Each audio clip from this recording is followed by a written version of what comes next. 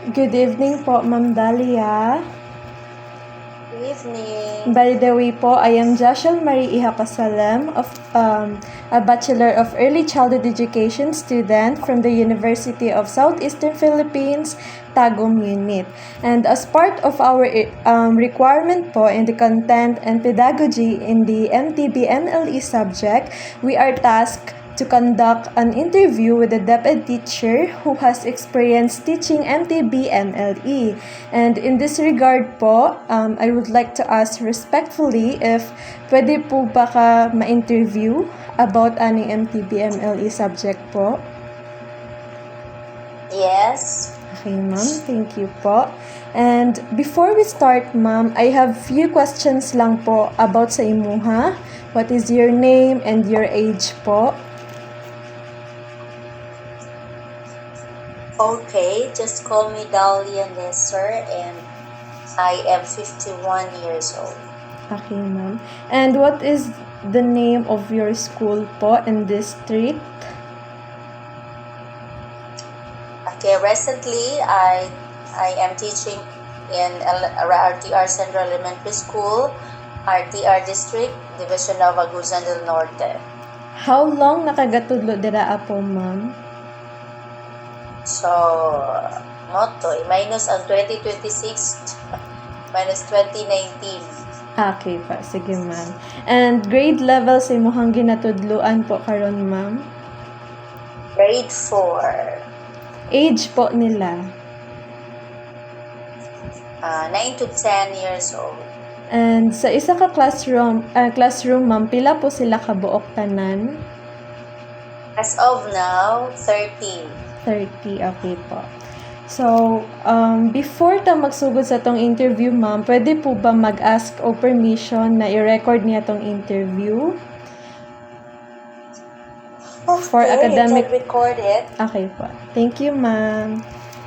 And also po, ma'am, you are welcome to answer the questions using the language kung asa po ka comfortable with, whether Filipino po, Bisaya, or English, or pwede po combination of those languages po.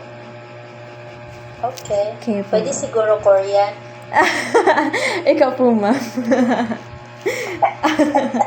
Sige po, ma'am. So, let us start Just po sa mga question and answer na to karon. Okay, first question po, ma'am. How do you teach using Filipino as a mother tongue po? So, the real scenario. Okay po. Since Bisaya, all of the students are Bisaya. So, way back 2017, I teach MTB, but it was, when you say MTB, mother tongue, that is the mother tongue of that child sa ilahang balay. So, Bisaya siya. Pero based sa imuhang introduction, we will use Filipino as the mother tongue, in which I am not convinced.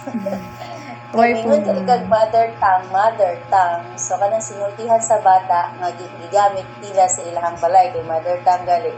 The Filipino we use is, that is L2, no? Yes, Which, L2, kasi that is the second dialect man, no? Kay Bisaya, that is the MTB, Bisaya mother tongue, mamunang common or most used by the kids, by the children at home. So, kung mingon jud ka nga Filipino, so sa real scenario, Filipino subject, though the teacher, or though I am teaching the Filipino subject, but then I will translate it into Bisaya kasi hindi nila maiintindihan kung purely Tagalog or Filipino ang gagamitin. So, the real scenario is, even though the subject is Filipino and we use the Filipino language, Bisaya pa rin ang gagamitin. Kasi nga, in order for them to understand. So, the strategy I used Of course, I will use the real object para dili ko gonna become Bisaya gyud tanan nga akong gamiton. Because I am teaching Filipino, so I should teach the Filipino using real objects, using pictures, para maintindihan nila yung ibig sabihin ng lesson. Okay. Or modeling, no? And of course, i-translate ang Filipino, i-translate gihapon siya Sa Bisaya. Okay. po. Dili magid na nila masabtan. Kaya nila yung mother tongue is Bisaya man. Okay po. So, nga para gyud nga makasabot ang estudyante, mana ato i-translate og Bisaya, bisan pa og Filipino ang language na gigamit sa lesson. And para pud nga makasabot pud sila, para pud makahibalo sila sa Filipino, we will use real objects or modeling or sentences, no?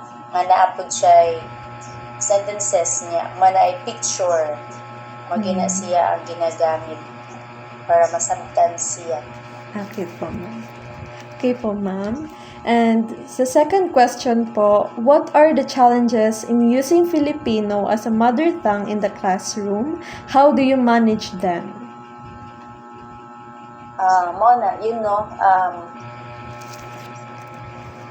it is challenging to teach a Filipino to those Bisaya children. Because, as what I've said earlier, they cannot understand if I will teach a Filipino, pure Filipino language. So, that is why I used real objects or other instructional materials for them to understand the lesson using the Filipino language. Okay po. Third question. Do you consider teaching MTB-MLE as an easy subject? Why or why not?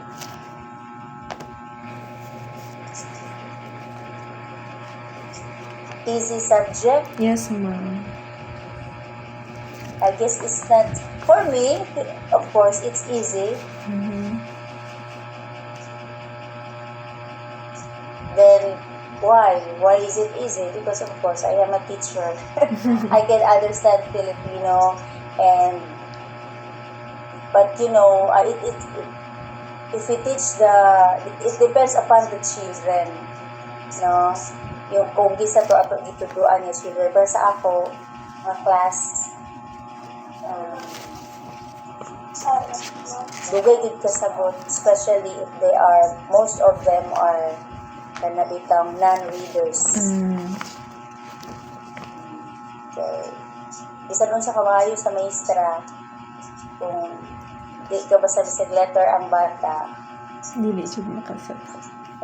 dili gyud wala siya masabtan. Kaya bisan magtudlo ka, then tagaan nimo og basta gamit ka og mga pictures, or di po siya kabasa sa libutang sa pictures. Ka-under sa picture. Okay. So, yun ana. Sige po. Okay, next question, ma'am. How does the use of our mother tongue, Filipino versus Bisaya, help you in terms of classroom management po? In terms of classroom management, Bisaya is the best dialect we use because we can express, and then we can express it, and then masabtan nila. They can understand the instructions. They can easily understand the instructions using Bisaya because that is their mother tongue. Okay. In terms naman sa medium of instruction, ma'am.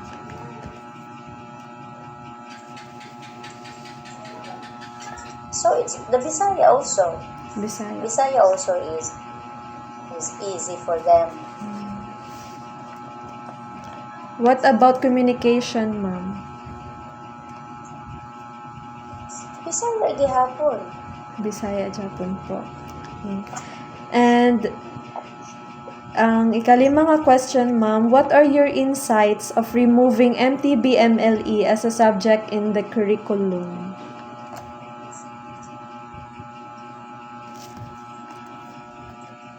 Removing.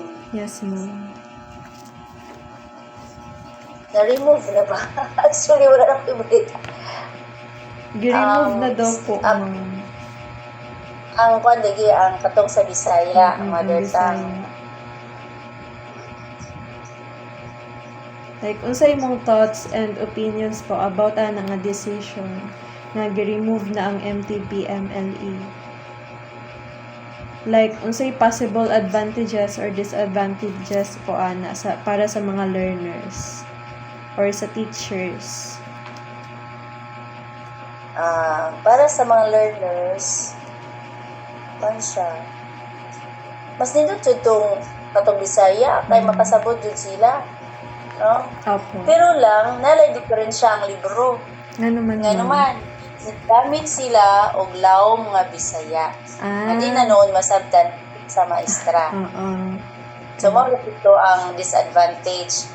Pero kay dapat, ang naghimo sa libro, dili mo gamit sa lawom nga Bisaya. Katulad yung mother tongue. Katong common words magigamit sa ilang panimalay. Yeah, about sa quality of education, ma'am. Sabi ni mo, I do not, para sa ako, no, ang disiplina gyud, kanang quality of education, bisag unsa pa naka nindot imo kan for our disiplina, karon lang gyud ang problema, no, sa education kay dili na ka-disiplina ang teacher. So kung walay disiplina ang bata, dili na gali magtuon kay dili pwede i-punish, dili pwede kasabaan, dili na magtuon ang mga parents na pod mo follow up sa ilahang bata. So bisag unsa pa nang imuhang curriculum nga gigamit, unsaon pa pagtudlo sa bata, kay ang mga bata karon wala nay focus, wala gid nay kanang good nga makabuot. Tungod kay para sa ako, number 1 gid dapat ang disiplina. Kanya kay kasuhan naman nun ang maestra, makasulti lang tagdi mao. Sensitive na ang tanan. Oo, tanawa ha, katong lang karon gipatindog no 1 hour. Kung ka naman nagpatindogon, ay wa man Ala,